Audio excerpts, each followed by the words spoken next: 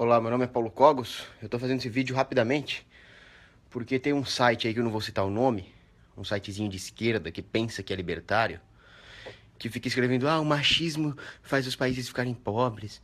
O machismo começou o mimimi. Sabe aqueles esquerdistas que descobriram que o livre mercado funciona? São eles. Left Libertarian, a pior raça que tem. Os caras muito nóia mesmo. Deve fumar muita maconha pra escrever aquele lixo de texto. O cara que escreveu esse lixo de texto, que é um left libertarian lá, deve ser muito nóia de maconha para escrever aquilo.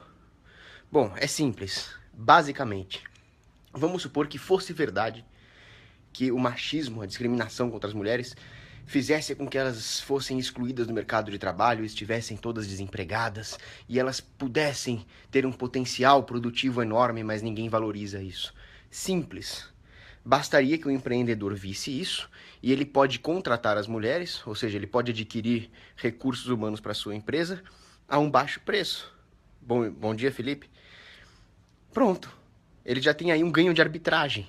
Existe um ativo subprecificado no mercado, você adquire esse ativo e tem um ganho de arbitragem. Logo, o mercado se equilibraria, porque haveria demanda por ativos subprecificados. Ou seja, se as mulheres realmente fossem subprecificadas no mercado de trabalho, o mercado rapidamente se ajustaria. Esse é o argumento do Walter Block. É claro que pode haver viés de informação. Pode ser que nenhum empreendedor enxergou isso antes.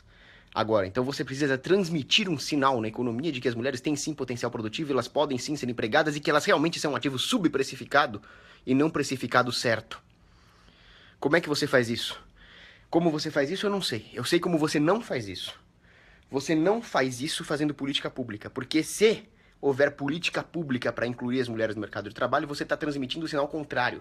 Você está transmitindo o sinal de que elas são tão incapazes que elas precisam da ajuda dos homens do governo para inseri-las no mercado de trabalho.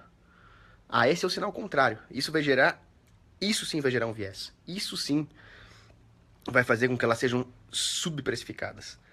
Agora, existem outras coisas a serem consideradas. Primeiro, licença maternidade. Problema de assédio, a orgia jurídica do assédio. Quando você contrata uma mulher, você tem o risco de ela te processar por assédio. Quando você contrata uma mulher, você tem todos os riscos trabalhistas do fato dela engravidar. É óbvio que isso vai diminuir o valor dela como ativo, como mão de obra. Isso vai fazer com que o preço dela, real, caia. Tinha que acabar com essas porcaria de legislação trabalhista. Pera aí que eu já volto aqui, pera aí. Tinha um barulho aqui. Nessas horas eu queria ter uma K-47. Se houve um barulho dentro de casa, meu, você tem que ter uma K. Bom, voltando à questão do mercado de trabalho. Agora, tem uma coisa que ninguém considera. Por exemplo, a licença maternidade é uma aberração da natureza. Porque aqueles que defendem a licença maternidade vêm com aquela desculpa de que a mulher tem que passar mais tempo com o filho. Mas eles esquecem de uma coisa. Numa sociedade, as coisas não se resumem ao trabalho nas empresas. Isso é um pensamento materialista. A vocação do lar, a vocação familiar é tão ou mais importante, eu diria que é mais importante, do que trabalhar numa empresa. E isso é uma vocação feminina. Seu machista, filha da p... Isto é uma vocação feminina e é uma belíssima vocação, superior até ao trabalho nas empresas. Estou dizendo que a vocação feminina é superior e vocês estão me chamando de machista. Sacanagem isso.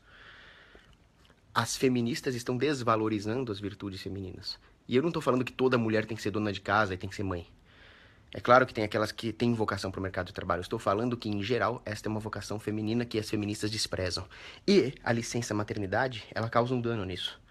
Porque ela subsidia que a mulher que tem vocação para ser mãe, para ser dona de casa, vá para o mercado de trabalho. Quem paga a conta? O empresário. Então a mulher que deveria tirar um tempo, tirar alguns anos para se dedicar à vocação maternal, ela vai para o mercado de trabalho e aí ela consegue a licença mesmo. Aí, em vez de ficar com o filho, ela vai fazer bico. Ou então ela fica um ano com o filho, depois de um ano tá nem aí mais pro filho, volta pra empresa, se estressa, ou seja, destrói a família. Isso é um subsídio a uma perversão da divisão de trabalho. E da divisão de trabalho não só dentro das empresas, mas da divisão de trabalho como um todo dentro da sociedade. Onde o homem vai para as empresas sustentar o lar e a mulher cuida do lar e dá o ambiente de descanso pro guerreiro. Pô, você tá louco. Bom, isso aí quem falava era Nietzsche. Eu não gosto de muita coisa que o Nietzsche falava, mas ele falava realmente que o lar é o descanso do guerreiro. Não é problema nenhum.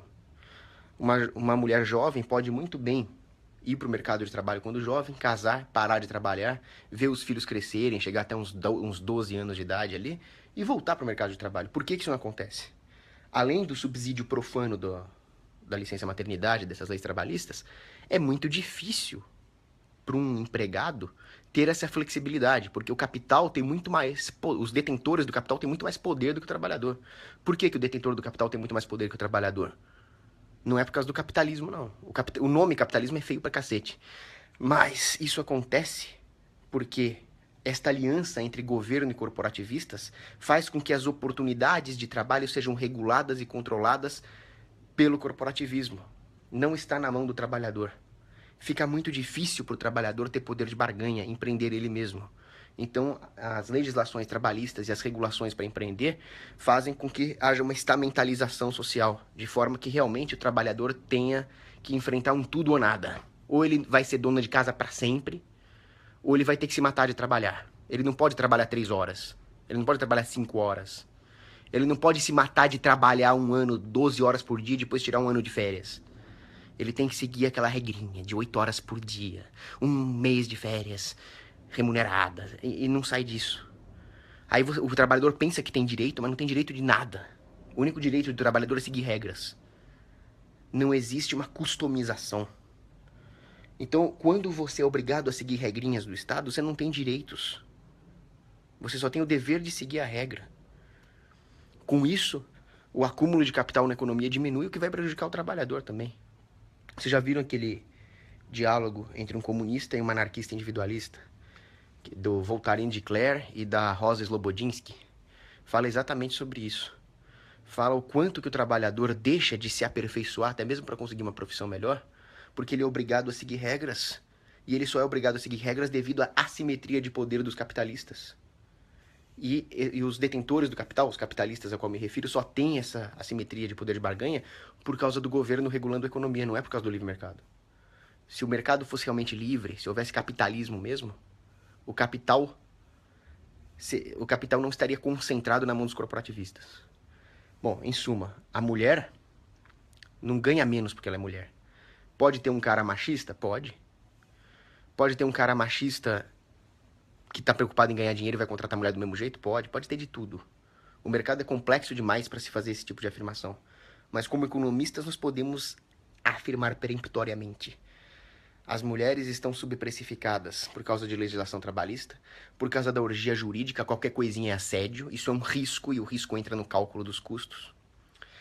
E a mulher está desvalorizada na sua maior vocação, que é o lar, a família e a maternidade. Resumindo, é isso. Tô indo pra... Bom, vou pra missa, depois vou voltar pro trabalho aí. Abraço.